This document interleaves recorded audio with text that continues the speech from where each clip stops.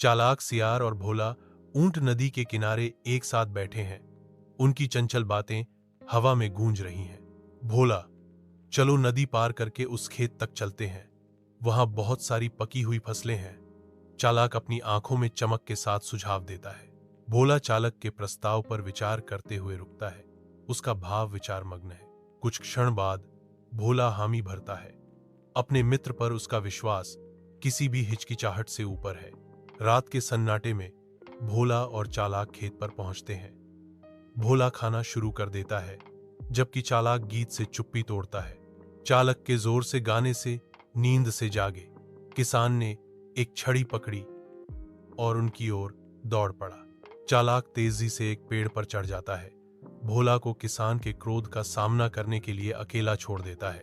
भोला भागने में असमर्थ पकड़ा जाता है और क्रुद्ध किसान द्वारा बुरी तरह पीटा जाता है। दिन बीतते हैं और चालाक भोला को एक बार फिर खेत पार करने के लिए मना लेता है। बदले की आसन्न समझ हवा में लटकी हुई है। भोला की आंखें उत्सुकता से चमक उठती हैं।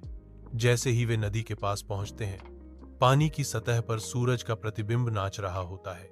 भोला एक भ्रामक शांति के साथ बोलता है, चालाक, मुझे पानी में प्रवेश करते समय गोता लगाने की आदत है, जैसे वे नदी के दिल में डूब रहे हैं। भोला बार बार गहराइयों में डूब जाता है, जिससे चालाक जीवन के लिए संघर्ष कर रहा है। चालाक कठिनाई से तट पर वापस आता है, सांस लेने के लिए हांफता हुआ।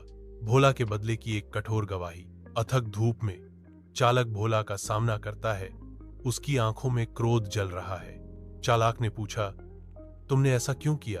भोला जवाब देता है, जैसे तुम्हें गाने की आदत है, वैसे ही मुझे डुबकी लगाने की आदत है। भोला मुड़ता है, चालक को पछतावे के कड़वे स्वाद के साथ अकेला छोड़ देता है।